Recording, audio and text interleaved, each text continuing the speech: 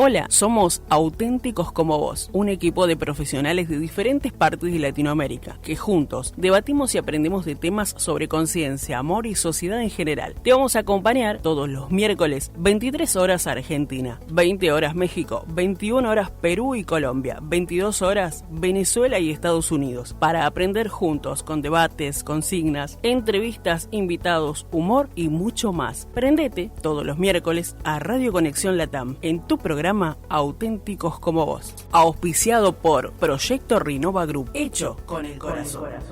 Hola, ¿qué tal, querido público? Bienvenidos una vez más a Auténticos como Vos. El día de hoy estamos en este segundo capítulo de la segunda temporada y, como es costumbre, con este nuevo equipo de conducción estamos aquí Juliana Mastellone, estamos Diana Ríos y Alejandro Alter y su servidor Fernando Ada, que estaré conduciendo esta vez el programa.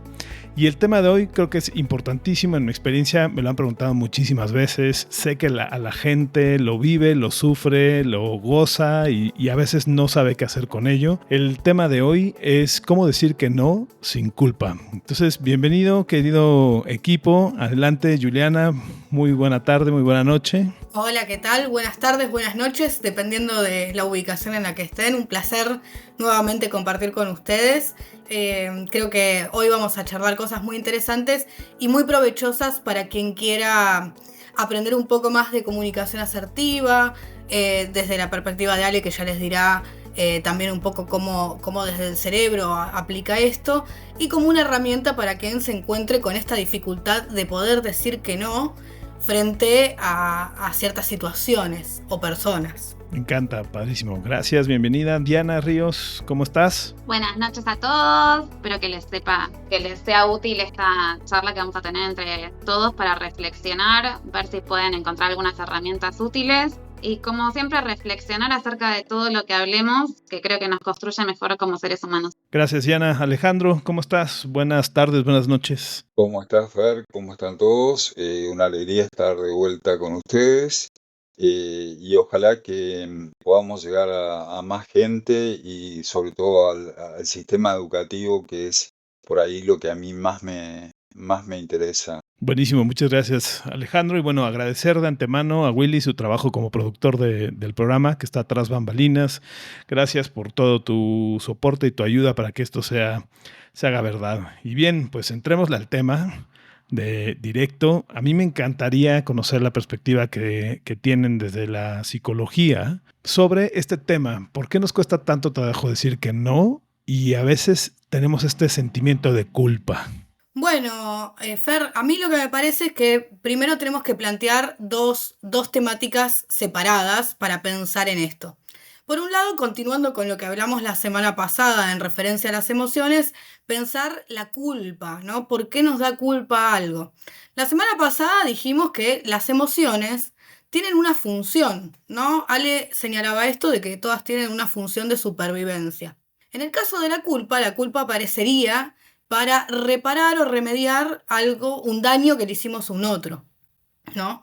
Entonces, la primera pregunta que yo planteo frente a este sentimiento de culpa ante rechazar el pedido de alguien, ante decir un no, es, ¿por qué pensás que le estás generando un daño a otro el decirle que no? Habría que ver también ahí qué otros pensamientos podrían estar actuando para que nos cueste tanto o se nos dificulte tanto decir que no.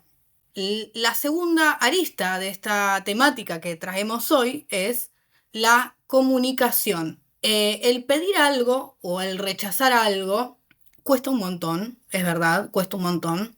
Tendríamos que pensar en cómo pedimos, o sea, las formas en las que pedimos. Y la primera cuestión importante acá es pensar qué objetivo tengo yo al hablar, ¿no? Entonces nosotros podemos pensar en que cuando vamos a hablar con alguien podemos tener tres objetivos principales que se pueden dar en conjunto o se puede dar uno más que el otro. El primero puede ser conseguir una cosa, o sea, conseguir un objetivo o una meta que tengo. El segundo puede ser mantener mi autorrespeto. Y el tercero puede ser mantener la relación a largo plazo. Entonces, en función de esas tres metas globales de la comunicación, yo lo que tengo que pensar es cuál es más importante para mí. También puedo pensar cómo me quiero sentir después de esta conversación y qué es lo que va a valer más acá. Si para mí es más importante mantener la relación a largo plazo y yo pienso, mira, si te digo que no en este momento, vos te podés llegar a enojar conmigo, podemos tener una discusión, bueno, tal vez el no sea tan fuerte. Tal vez no te diga que no de una manera tan extrema, ¿no? Me niegue completamente. Tal vez pueda ceder un poco. Eso, digamos, es importante. Pensar primero en cuál es el objetivo, cuál es la meta general que yo tengo a la hora de hablar. Y después, bueno, vamos a seguir hablando un poco más sobre los pasos de la comunicación asertiva. Pues bueno, a mí me encanta la idea hasta de tener opciones y que no siempre es decir que no, ¿no? Pero bueno, pues la idea es ver qué podemos hacer cuando se nos hace un pedido y nos cuesta mucho trabajo. O sea, yo lo que he visto es gente que realmente quiere decir que no y ahora sí que no tiene la valentía o la fuerza o algo para decir que no. ¿Qué opinas, Diana Ríos? Yo creo que hay que reflexionar acerca de 2 o 3 puntos principales. Primero, ¿qué consecuencias va a tener para mí decir que sí o aceptar algo cuando en verdad la realidad es que quiero decir que no, ¿no? A nivel tiempo, a nivel energía, a nivel valores personales. Creo que hay que reflexionar mucho acerca de los posibles problemas que tenga yo en cuanto a miedos respecto a decir que no, ¿no? Yo creo que muchas veces nuestro sentimiento de culpa o de miedo a decir que no tiene que ver con la idea que yo me hago de cómo va a ser percibido ese no por otros, ¿no? ¿Qué va a pensar de mí la otra persona? Que no soy suficientemente responsable, por ejemplo, en el trabajo, que no me importa, que soy mala persona. Y después también la pensaría respecto de cuestiones de autoestima en cuanto a por qué me impido a mí misma decir que no o a mí mismo decir que no. Y si tiene que ver con miedo a perder relaciones, por ejemplo, ¿no? O que se enfaden conmigo, que se enojen conmigo.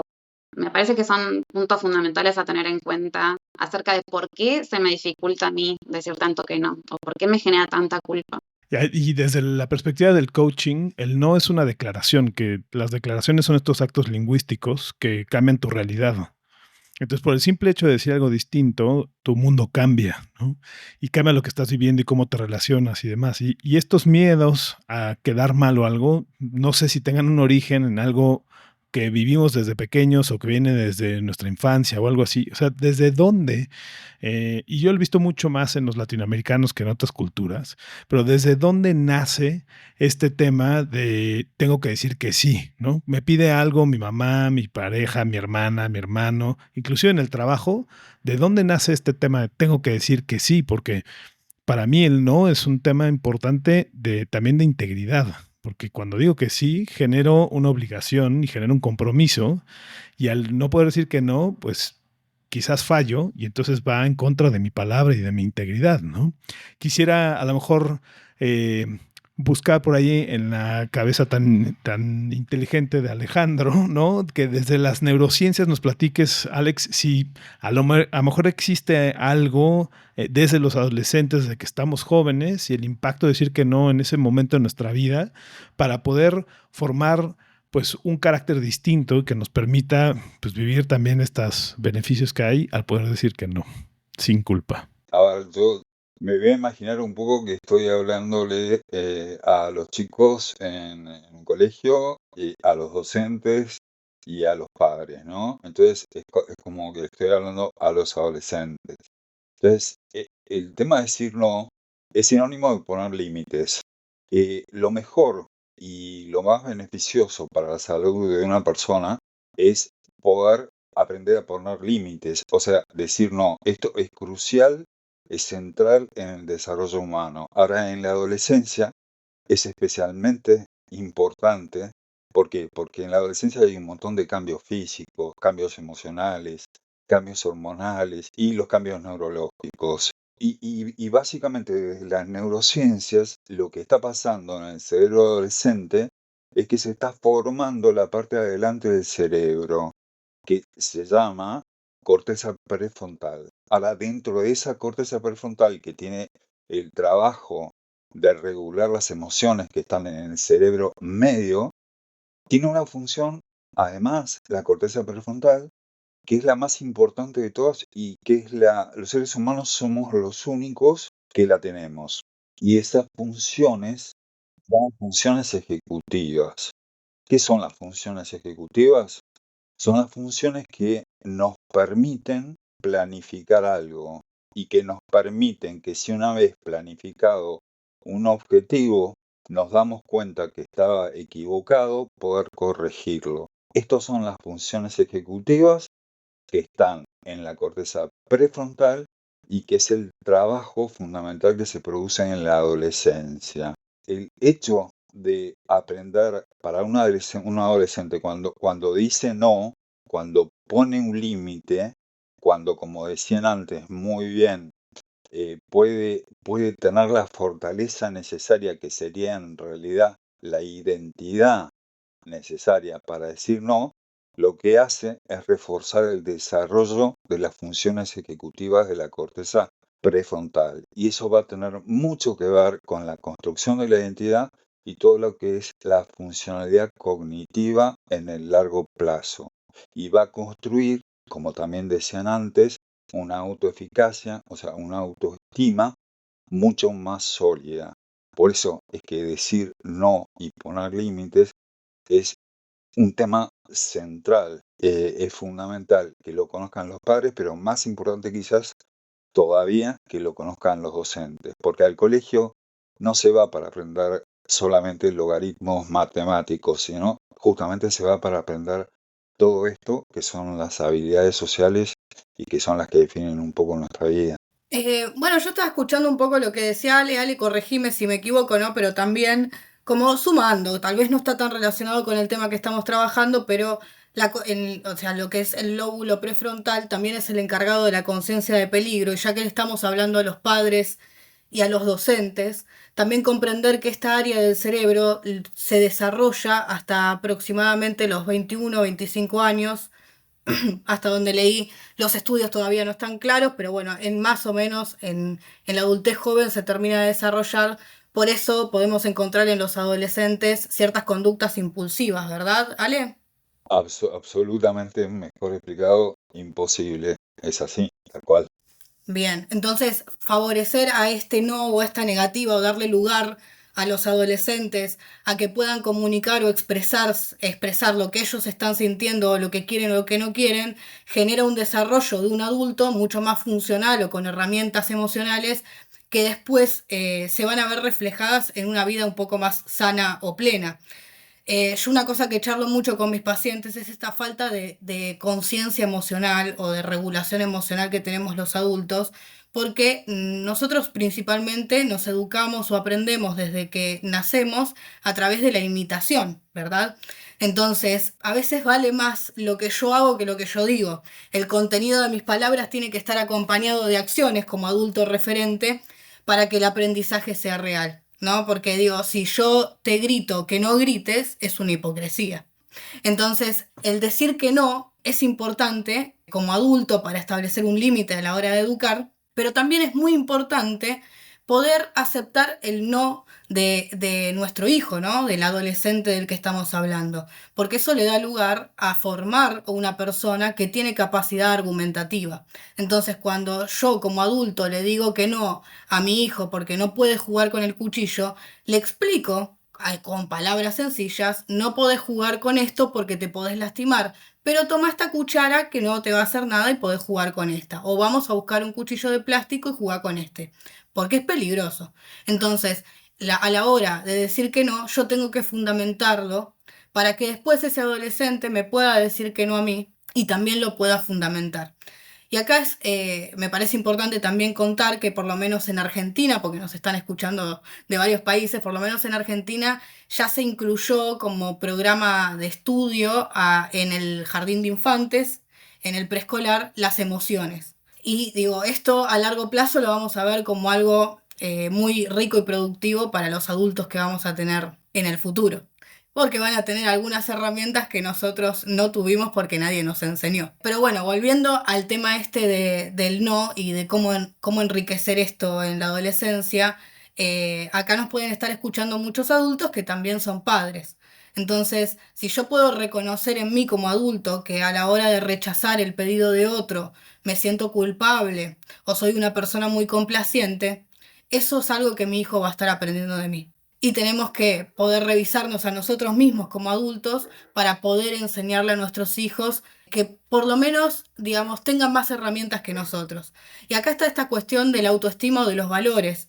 Yo estoy aceptando algo que está fuera de mis valores, pero para poder responder eso, lo primero que tengo que saber es cuáles son mis valores. Sí, me encanta esta perspectiva y sobre todo desde el lugar en donde yo creo que no nos damos cuenta que tenemos otras opciones también de responder, porque si queremos cuidar la relación o queremos cuidar la ejecución o lo que se tiene que hacer adentro de esa relación, ese es el balance que yo veo que la gente pone sobre las manos, ¿no? O sea, te digo que no y eso quiere decir que afecta mi relación, te digo que sí o sea, y entonces ahora puedo hacer las cosas, ¿no? Entonces, de repente es como que siempre estamos balanceando entre si cuido la relación o cuido lo que hacemos en esta relación, que puede ser de trabajo o puede ser amorosa, puede ser de familia, lo que sea.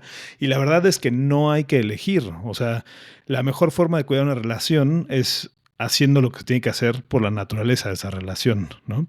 Y dentro de esto, creo que hay opciones, porque no es sí o no. También existe puedo, sí, el otro, o sea, podemos negociar las condiciones, o sea, de la forma que me lo pides, no ahorita, pero si quieres que te lo entregue mañana, o sea, también hay alternativas a la respuesta, o déjame responderte en una semana, ¿no? Eso por un lado, como opciones, y por el otro lado también explicar a las personas de dónde viene el no. El no desde la autoridad es impositivo y no ayuda a desarrollar conciencia, ¿no? Entonces, si tú eres un papá diciéndole que no al hijo, si le dices no porque soy tu papá, que eso por lo menos en México es común, ¿no? ¿Puedo ir a esta fiesta? No. ¿Por qué no? Porque soy tu papá y no puedes ir, ¿no? Puedo hacer esto. Y eso es impositivo y no ayuda a desarrollar un mejor contexto de la realidad, a fortalecer mis herramientas sociales, mi toma de decisiones, mi posibilidad de darme cuenta de ciertos riesgos, etcétera. Vale la pena, como decías tú en el ejemplo, oye, el cuchillo, no juegas con este cuchillo, mejor te doy una cuchara, ¿no? Yo a veces, a mis hijos, yo tengo 2 hijos pequeños, ¿no? De 7 y 9 años, y les digo, amor, si estás jugando con esto, fíjate, tiene filo, te puedes cortar, y entonces prefiero que juegues con esta cuchara. Que eso es muy diferente a, no sé qué. Los dos son útiles y claro, depende del riesgo en el que estén los niños y a qué estén jugando. Si lo está tocando o si ya están jugando espaditas con un cuchillo, ¿no? Son 2 situaciones diferentes. Entonces, así como nos gusta a nosotros, depende, pero en general es eso. Entonces, por un lado que hay más opciones que sí y no, hay alternativas a la respuesta y por el otro lado la importancia de dar más contexto e información que ayude a la otra persona a conocer mejor la realidad y entonces desarrollar un más alto nivel de conciencia. Fer, me parece fundamental lo que estabas planteando del contexto, ¿no? Hoy justamente a la mañana tenía una paciente muy jovencita con su primer trabajo y me estaba diciendo cuán frustrada estaba que su jefa la contacte los fines de semana pidiéndole hacer ciertas tareas, ¿no? Y entonces ella me planteaba justamente esto, bueno, cuando termine la facultad y no trabaje más, le voy a poder decir que no, o voy a poder cambiar de trabajo, o voy a contratar a un asistente, ¿no? Y justamente estábamos hablando de esto, de encontrar un balance en tal vez las formas y los límites saludables que se podían poner en el contexto en el que ella estaba en ese momento, en este momento, no esperar a recibirse ni nada, sino tal vez esto, explicar, mira, yo durante los lunes a viernes voy a estar disponible en tal horario a tal horario, los fines de semana excepcionalmente podría hacer alguna tarea, poder tal vez encontrar un medio y negociar con la otra persona, no necesariamente es tan rotundo de sí o no, dependiendo de las situaciones y los contextos. De todas maneras, me parece que también está bueno, así como planteaban de que tenemos otro entendimiento del poder decir que no, de pensar que el no también es válido y es saludable para nosotros mismos. Muchas veces hacemos cosas que no deseamos hacer, que no queremos hacer, que nos toma demasiado tiempo hacer y muchas veces conlleva el reproche con el otro también, ¿no? Es como, lo hice, entonces ahora vos me debes esto, el arrepentimiento de haber dicho que sí cuando no quería decir que sí y quería decir que no con uno mismo. Sí, hay un montón de facetas acerca de esto también. Porque inclusive podemos decir que evitas esta sensación de manipulación. Yo he escuchado gente que dice, como no puedo decir que no, me siento manipulado, manipulada, y que se aprovechan de mí, genera ese resentimiento del que hablas, Diana, y es fuertísimo porque desgraciadamente le asignamos al otro ciertas cosas que realmente parten desde nuestra incapacidad de decir que no o nuestro impulso por decir que sí constantemente. Alejandro, ¿cómo nos ayudas desde tu perspectiva para entender mejor esta necesidad de decir que sí o esta aberración o este no querer decir que no? Me encantó y me quedé mucho pensando en lo que dijo Giuliana. Voy desde las neurociencias y voy a los adolescentes. O sea, y ahí hay una buena noticia y hay una mala noticia.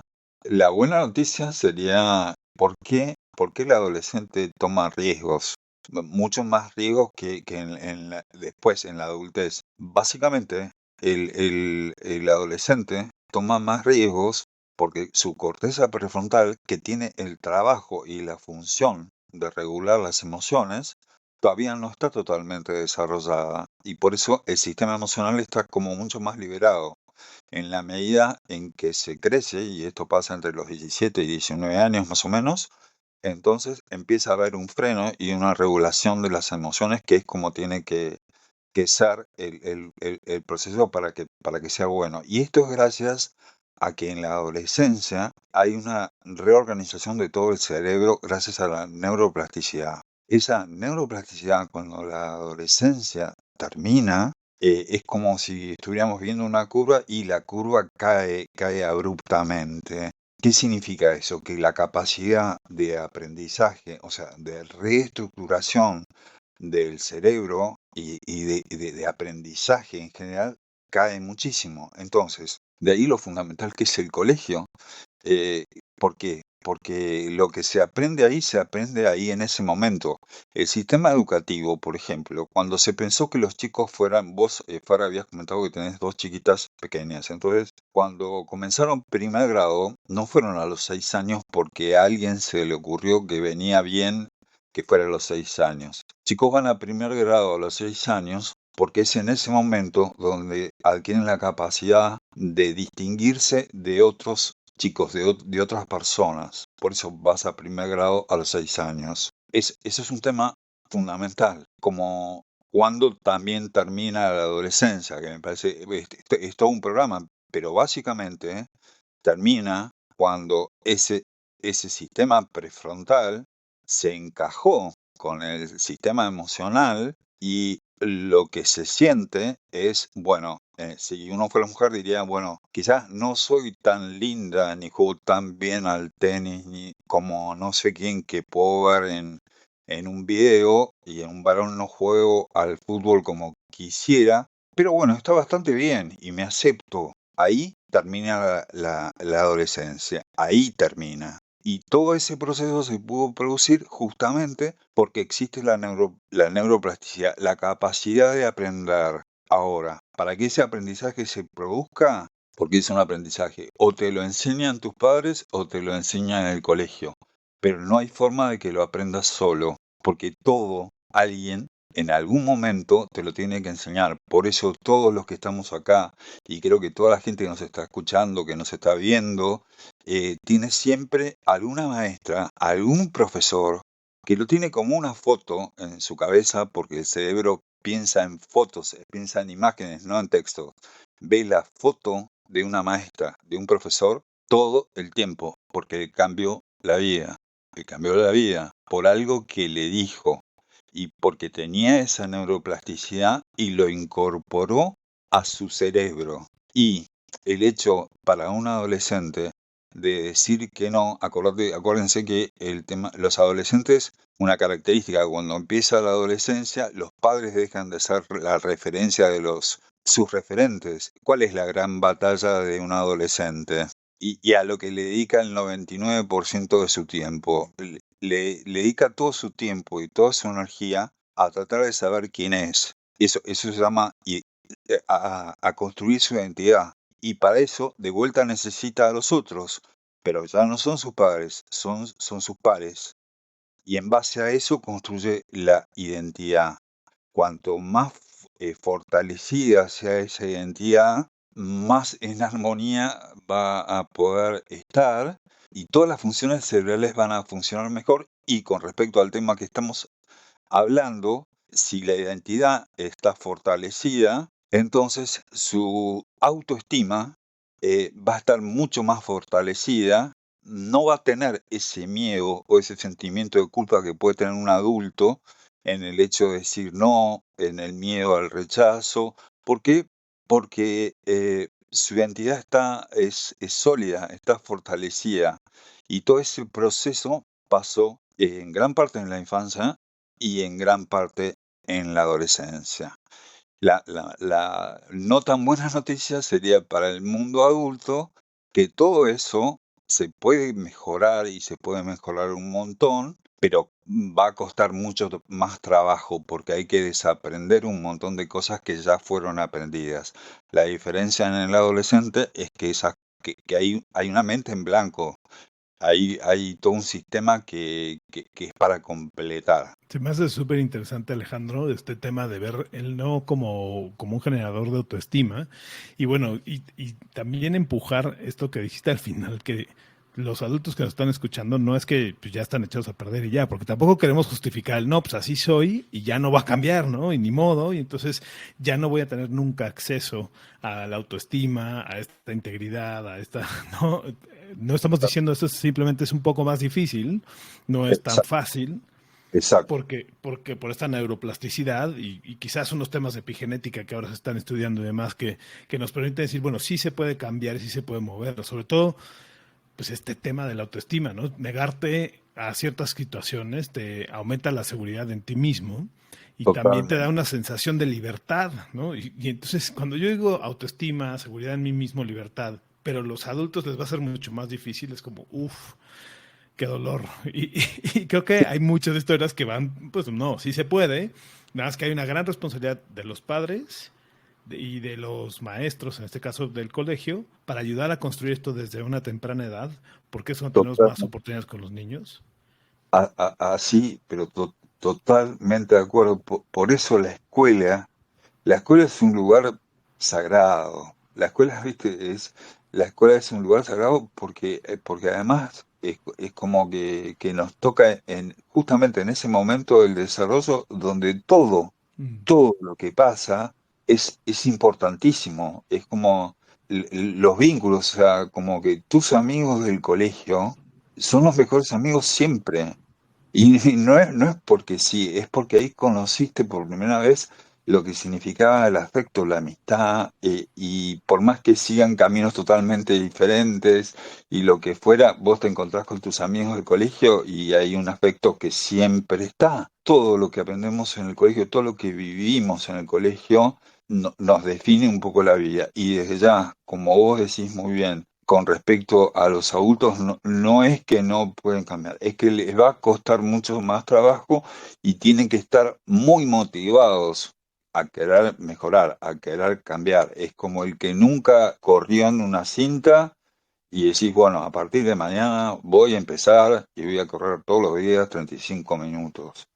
Y eso te va a hacer mucho bien. Bueno, va a haber un grupo que va a empezar un día y lo va a dejar, y va a haber otros que van a empezar y van a seguir y van a mejorar muchísimo. Me encanta y yo no le quitaría la responsabilidad a todo, o sea, porque todo es multifactorial, ¿no? O sea, esto tampoco es porque, culpa del colegio, mi hijo no sabe hacer, ¿no? Entonces hay responsabilidad de los niños, de los adolescentes, hay responsabilidad de los papás, de los maestros, de los papás eligiendo el colegio de los niños, de cómo hablamos con nuestros hijos cuando nos cuentan sus situaciones, de explicarles que no todo lo que escuchan en la escuela es verdad, que no todo es útil. O sea, la verdad es que la paternidad es un tema de mucho tiempo y de presencia, y bueno, podemos hacer otro programa alrededor de eso, ¿no? Ahora, en cuanto a esto que estábamos hablando de decir que no sin culpa, pues bueno, si es parte de lo que genera nuestra autoestima, la sensación de libertad, la seguridad de nosotros mismos. También creo que desarrolla confianza en ti mismo, saber que puedes tomar buenas decisiones y dirigir tu vida, ¿no? Entonces me gustaría escuchar, Diana, si tienes alguna experiencia que nos puedas contar o algún mensaje importante para los adultos, las personas que están escuchando, dicen, a mí me pasa eso, ¿yo qué voy a hacer? ¿No? Que estás, pero ya estoy grande, no voy a poder cambiar, ¿no? Y decir, no, espérense, yo he visto estos cambios y ahí está, ¿no? No, me parece importante destacar esto, que tanto para los chicos, para los adolescentes como los adultos es importante que todos aprendamos habilidades de comunicación asertiva, ¿no? Esta posibilidad de comunicarnos efectivamente con el otro de manera respetuosa, amable, correcta, pero también respetando nuestros valores y deseos. La verdad estaba pensando en muchas cosas mientras íbamos hablando. Fer señaló esto de la epigenética, que es muy interesante. Y antes de hablar un poco de la comunicación asertiva, sí quiero señalar esto. Muchos pacientes llegan a la terapia con expectativas que son irreales, ¿no? Entonces uno también tiene que ajustar las expectativas que tiene frente a cualquier cosa a la realidad. Uno no va a cambiar 30 años de problemas en un mes de terapia, en 4 sesiones, ¿no? Entonces, eso también es una cuestión que aparte, pero que tiene mucho que ver con esto. Si alguien nos está escuchando y de repente dice, bueno, la verdad es que sí me cuesta un montón esto, quiero empezar terapia, sí se puede trabajar. Todos tenemos la potencialidad de cambiar justamente por esto que señalaba Ale, de que, por lo menos si lo pensamos desde el factor de las neurociencias, tenemos esta capacidad o esta flexibilidad de generar nuevas conexiones neuronales, pero además potencialmente el ser humano, como ser que existe, tiene capacidad de adaptación. Entonces, todos tenemos la potencialidad de cambiar, de lograr nuestros objetivos, siempre y cuando haya algunos factores, que son varios, ¿no? El paradigma de la complejidad, aportando a esto. Y además, sumar que nosotros podemos pensar a la comunicación como que hay 3 tipos básicos de estilos de comunicación. Nosotros podemos pensar en la comunicación pasiva, en la comunicación agresiva y en la comunicación asertiva. A mí me gusta mucho porque cuando lo trabajo en terapia, esto con algunos pacientes, empiezo a leer cuál es la descripción de cada uno de estos tipos de comunicadores. Y cuando lo escuchan dicen, yo me comunico asertivamente, pero claro, cuando pasamos a los ejercicios para intentar ver cómo responderíamos ante un evento X con los 3 tipos de comunicación, resulta que esa comunicación no era tan asertiva como creían. Entonces, eso es divertido porque uno puede ver en el proceso de terapia en dónde falla la comunicación, dónde es que me está costando hacer o lograr esto. Entonces, el comunicador pasivo, una de las características que tiene justamente es esto de que se siente usado, pero incluso es porque el otro termina usándolo, pero el otro por ahí no tiene la mala intención de utilizarte, sino que al nunca decir que no, al nunca establecer límites, el otro considera que si le diste la mano te agarra el codo y si puede te agarra el brazo. Y no lo está haciendo a propósito, entendió que eso es lo que vos aceptaste. Entonces, uno tiene que entender que primero se tiene que conocer a sí mismo, saber cuáles son sus valores para establecer los límites saludables y después de eso, poder poner esos límites. Porque si yo no tengo claro cuál es mi límite, siempre voy a dar un poquito más hasta que dé demasiado. Y también tengo que pensar sobre mí mismo cómo es la relación a largo plazo con esa persona. Una relación o un vínculo con un otro va a ser desequilibrado si hay siempre uno que da y otro que toma. Entonces, cuando yo tome mis decisiones, tengo que poder visualizar lo más objetivamente posible. Sepamos que no hay ningún ser humano objetivo en la Tierra. Si les venden objetividad es mentira. Pero bueno, tengo que lograr, poder visualizar lo más objetivamente posible cómo es mi relación, ¿no? Con esa persona. Cuánto he dado y cuánto el otro toma. Y cuánto es mi responsabilidad y cuánto es responsabilidad del otro, ¿no? El no va a generar un daño al otro siempre y cuando yo cuide mis formas y tenga claro qué es lo que quiero cuidar de mí o cuáles son mis valores. Está bien que nosotras también estamos señalando que hay diferentes situaciones que también tengo que tomar en cuenta a la hora de decidir cuándo comunico, ¿no? Por ejemplo, no es lo mismo este caso que vos decías, Diana, de tu paciente que tiene que hablarle a un jefe, que hablarle a un amigo, que hablarle a una madre, que hablarle, ¿no? Son diferentes relaciones y los diferentes tipos de relaciones que yo tengo van a marcar también un poco cómo es que yo voy a dirigirme hacia la persona con la que estoy hablando. Y acá paso a lo que la gente quiere, porque la gente quiere herramientas, quiere respuestas, quiero saber cómo hago, dejen de teorizarme tanto, ¿no? Si tienen para anotar, pueden agarrar para anotar. Y les voy a definir la comunicación asertiva en 3 sencillos pasos. ¿Es más complejo? Sí, es más complejo. En el proceso de terapia Dependiendo de la persona lo ensayamos un poco más y vemos más de eso, pero lo podríamos resumir en 3 simples pasos, que esto va a ser la tarea que les va a quedar para practicar, que es, el primer paso es describir la situación de forma objetiva, ¿sí? Cuando yo digo describir la situación de forma objetiva es evitar empezar la conversación utilizando etiquetas. Pensemos en esto. Pareja. Sultanita le dijo a Jorge, su marido, antes de irse a trabajar a la mañana que lave los platos. Volvió a las 5 de la tarde y fulanito, el marido, no lavó los platos. Sultanita llegó, se enojó y empezó. Vos siempre haces lo mismo, lo único que te pedí es que laves los platos, me tenés harta, estoy cansada de ser siempre yo la que tiene que hacer todo, no podés ayudar en nada. Evento que es muy común y se da mucho en las relaciones de pareja, ¿verdad? Ya esa conversación falló. Pero vamos a ver qué es lo que pasa acá. Yo en esta conversación ya fallé. ¿Por qué? Porque usé etiquetas, ¿no? El vos siempre, el nunca, el yo siempre hago esto. Ahí ya fallé. Lo que tengo que decir es, porque aparte también tengo que pensar que tal vez al otro algo le pasó.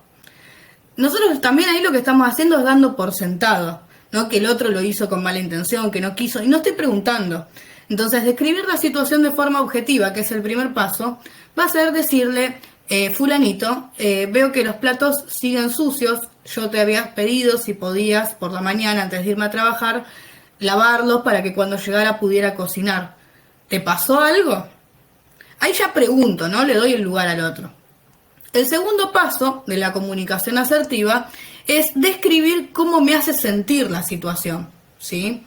Entonces, la idea es que le diga, mira, la verdad es que ahora me siento bastante enojada y frustrada porque, digamos, yo lavo los platos, cocino y realmente quería que vos me ayudes con esto y que me colabores y te lo pregunté y me dijiste que sí.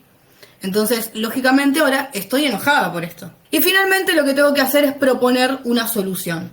Idealmente en la solución también buscamos que el otro sea partícipe, no es, la solución es esta, toma, te la encajo. Sino preguntarle también qué es lo que él piensa o ella que podemos hacer para resolver la situación. Entonces, vuelvo a repetir los 3 pasos.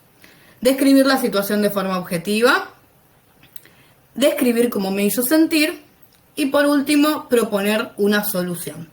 A mí me encanta que nos des ejercicios, que le ayudes a la audiencia también a hacer algo con esto, ¿no? Definitivamente. Y yo me quiero colgar de ahí también para ayudar desde otra perspectiva, porque cuando escuchamos comunicación asertiva puede ser, ¿no? Que al decir la comunicación asertiva es esta que se caracteriza por expresar tus pensamientos y sentimientos manteniendo el respeto tanto hacia uno mismo como hacia los demás, o cuidando a los demás. Luego empiezan a entrar estos temas de entonces tengo que decir que sí. O sea, justo eso nos puede meter en el problema de decir, bueno, para que no se lastime el otro voy a decir que sí. Y entonces no quisiera dejar ahí nada más esa definición, sino ya saben que me gusta a mí la etimología, entonces regresar a la etimología de asertividad, que viene del latín aserere o asertum, que es aserción, que significa afirmar. Y entonces la asertividad significa afirmación de la propia personalidad, confianza en sí mismo, autoestima, aplomo, fe gozosa en el triunfo de la justicia y la verdad, vitalidad pujante, comunicación segura y eficiente. Y esto lo digo porque, claro, debes de tratar de no ofender al otro y de darle su lugar y demás, mientras que también debes de ser íntegro contigo mismo, debes de cuidar lo que estás diciendo y que te haga sentido a ti. Y entonces, cuando estás en el debate entre digo que sí, digo que no, pues bueno, hay que cuidar estas dos partes, ¿no? Voy a cuidar al otro, pero también a mí mismo. ¿Y cuántas veces decimos que sí, sabiendo que nos va a lastimar, sabiendo que vamos a sacrificar otra cosa que es importante para nosotros, que vamos a quitarle tiempo que ya le habíamos dedicado a algo que es prioridad para nosotros, que significa tener más responsabilidades, etcétera, etcétera, que al final construyen resentimiento y una sensación negativa frente a esa otra persona, ¿no? Entonces, no dejarlo solo en una parte como que hacia los demás, también tiene una implicación hacia ti mismo o ti misma, y es importante cuidar ese balance entre las dos partes. Ahí yo le sumaría y me encantaría que la gente se acuerde de 2 palabritas que es muy importante aprender, ahora se enseña en los colegios. Una es la dopamina y la otra es la serotonina. Ahora lo unimos con todo lo que estamos hablando. Pero para la gente, la dopamina es el neurotransmisor que tenemos en la cabeza que nos provoca bienestar y que maneja el sistema de recompensa. Gracias a que existe la dopamina, los seres humanos vivimos. Y hay otro neurotransmisor, de los cuales la psicólogos saben muchísimo, que es la serotonina, es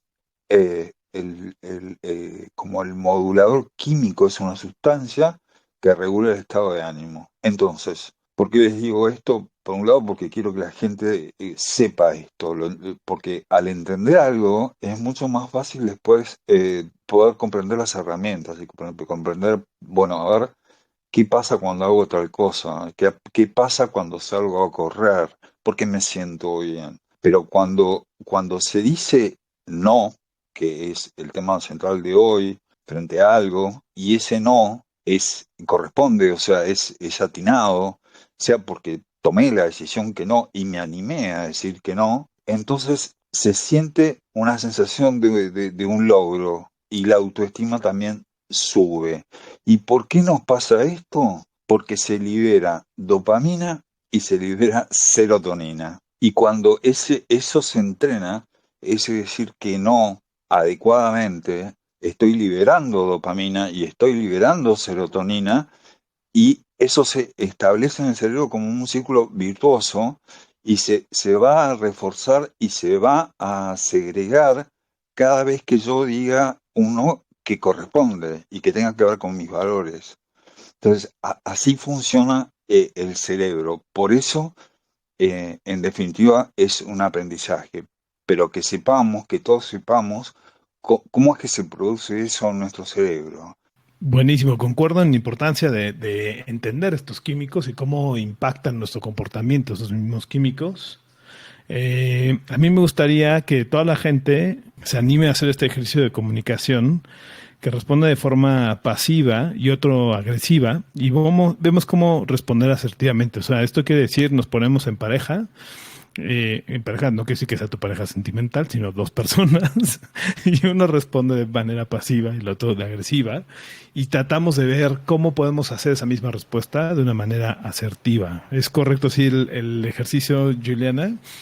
Sí, lo que quería proponerle, Fer, es tal vez para que le sirva a la gente, yo les planteo una situación X y vos, Fer, intentás respondes de forma pasiva, Diana responde de forma agresiva y vemos cómo sería una respuesta asertiva para esa situación. ¿Qué les parece? ¿Se animan? ¿Sí? Vamos, Bien. genial. Me encanta que tú la pongas, Diana lo haga pasivo y Alex agresivo y ya estamos. Ok, Ale, ¿vos te animás a responder de forma pasiva o agresiva? Sí, claro, dale. Ok, bien. Bueno, vamos a poner la situación. Que sea una situación laboral.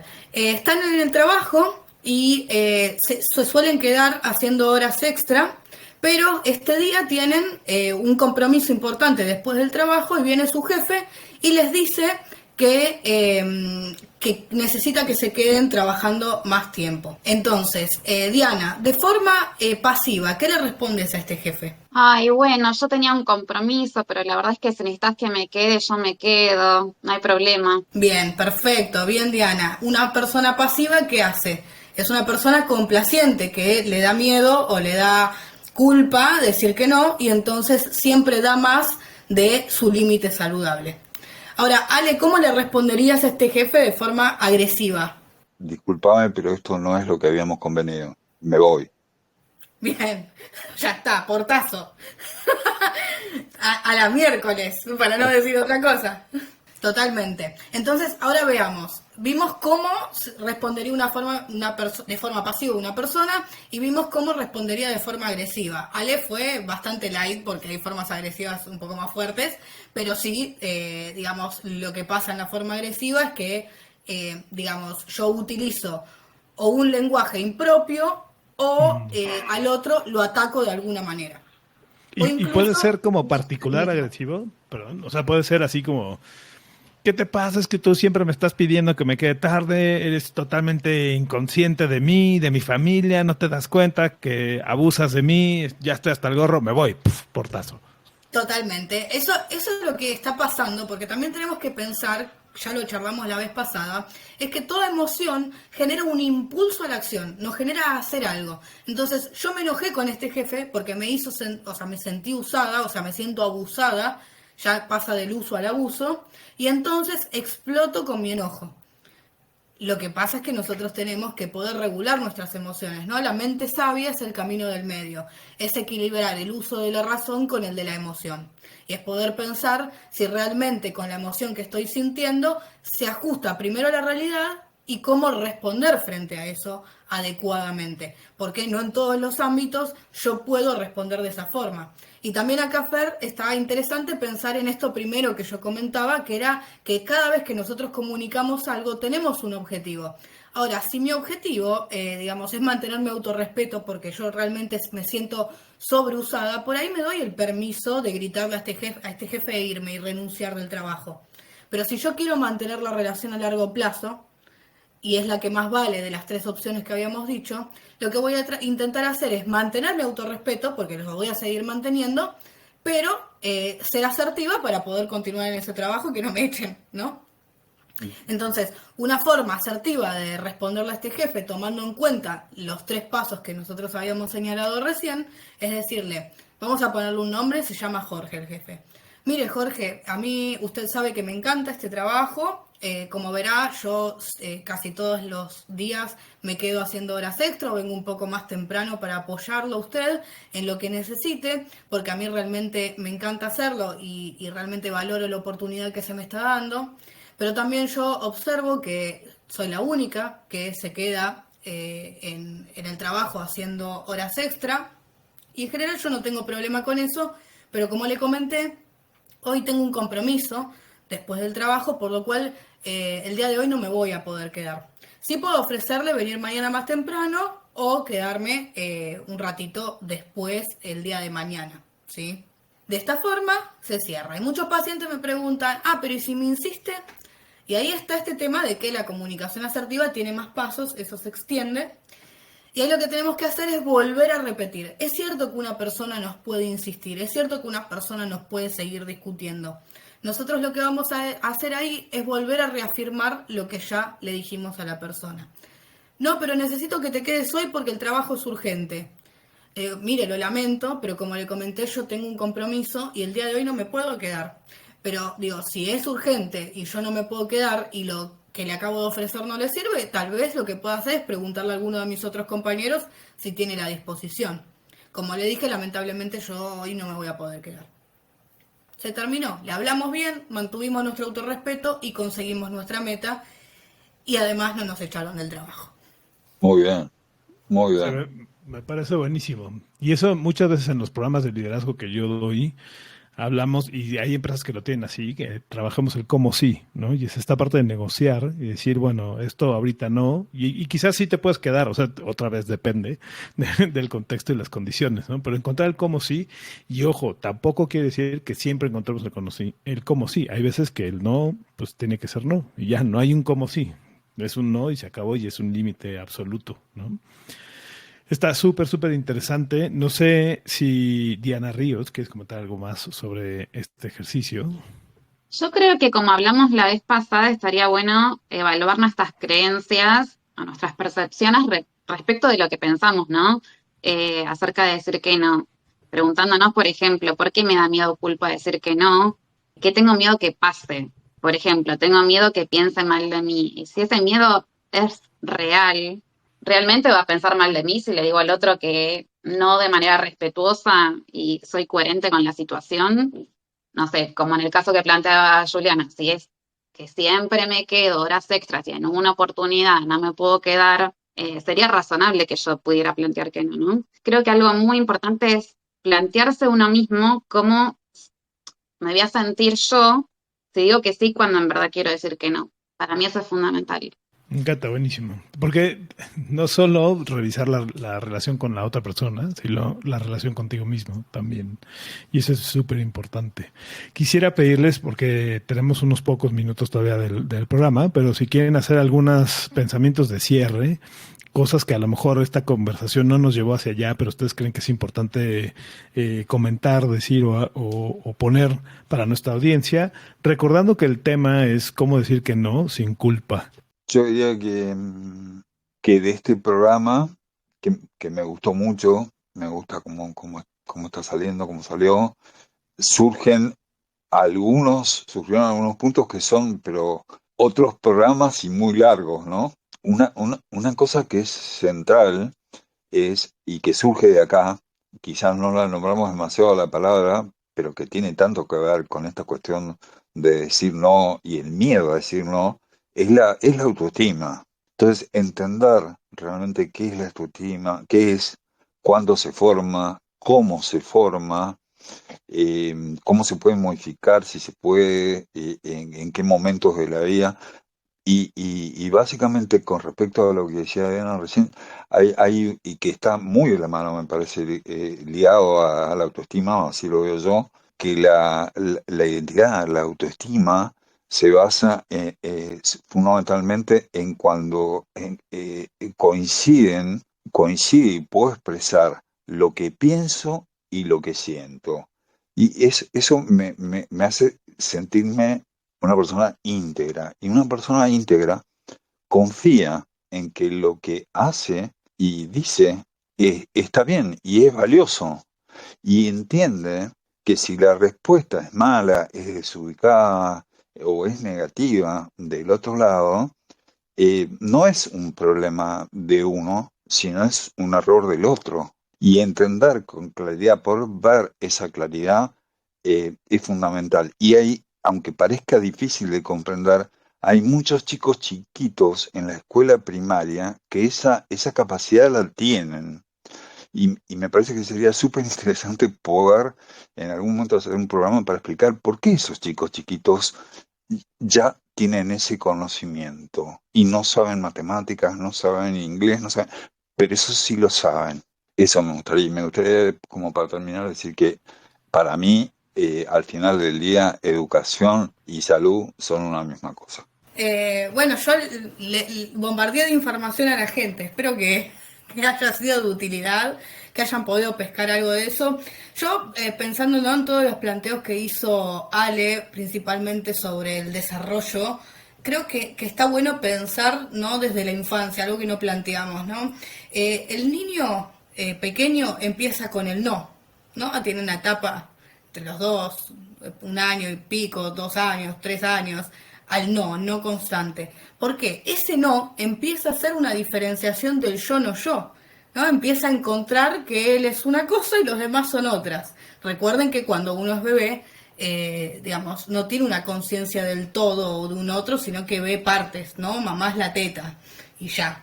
Entonces, esta diferenciación yo no yo ya se empieza a dar en la infancia a partir de este no que nos cuesta tanto decir de adultos. Y después, durante la adolescencia, algo que también es para señalar, la adolescencia significa sufrir. Hay un sufrimiento porque durante la infancia los padres son omnipotentes, omnipresentes, maravillosos y perfectos. Y de repente, en la salida de lo que nosotros llamamos exogamia, es decir, salir del núcleo familiar, necesito diferenciarme de mis padres y por eso viene esta rebeldía adolescente de que, bueno, ya el pibe no nos da bola, se porta mal. Aparte de esto que señalábamos del desarrollo del lóbulo frontal y de la conciencia de peligro, también está esta necesidad de diferenciarme de mis padres y encontrar mi propia identidad por fuera de la endogamia, es decir, del núcleo familiar. Vean qué importancia tiene el no a lo largo de nuestra vida para poder identificar quiénes somos nosotros en diferencia o en contraposición a los demás. Y principalmente a nuestros padres, que por mucho tiempo tuvieron la palabra santa. Todo lo que decían mamá y papá era maravilloso, era verdadero, era real y era lo único cierto. Entonces, para poder encontrar esa identidad mía propia, necesito diferenciarme de ellos y también hay una desilusión, ¿no? Necesitamos decirlo, también hay una desilusión, porque si yo creo que alguien es tan perfecto, es tan maravilloso, en algún punto me desilusiono cuando me doy cuenta de que no. Aparte de todo este sufrimiento que genera el propio desarrollo en la adolescencia. Bueno, esto un poco para comprender qué importancia tiene el no a lo largo de nuestra vida. Recuerden lo que charlamos de los pasos de la comunicación asertiva, que me parece importante, que es describir la situación de forma objetiva, contar o describir cómo me siento y finalmente proponer una solución. Bueno, Diana, nos faltan, Diana, así 2, 3 frasecitas rápidamente antes de cerrar el No, programa. a mí me parece fundamental esto que se planteaba, ¿no? Que haya una concordancia entre lo que digo, siento y hago. Justamente para uno estar conforme y autorrespetarse y ser consecuente con el otro. Me parece fundamental pensar en eso cuando voy a tomar una decisión acerca de decir que no o que sí. Sí, venga, Diana. Y yo a ese le voy a agregar una partecita más. Lo que pienso, lo que siento, tiene que ser congruente con lo que digo y con lo que hago. No dejar de fuera el pensamiento. Pero bueno, llegamos al final de este segundo programa de Auténticos como Vos, con este tema tan interesante que es como decir que no sin culpa, y no podemos irnos sin dar gracias a toda la audiencia, donde sea que estén en el mundo escuchándonos, en el momento que nos estén escuchando ahorita, y agradecer a ISA y a Rinoa Groups por este espacio y esta organización maravillosa de poner a este equipo tan bonito en un mismo lugar. Espero que les haya gustado el programa y nos vemos la semana que entra. Muchas gracias a todo el panel. Gracias, Will, otra vez. Hasta luego. Un abrazo grande. Chao. Hasta luego. Gracias.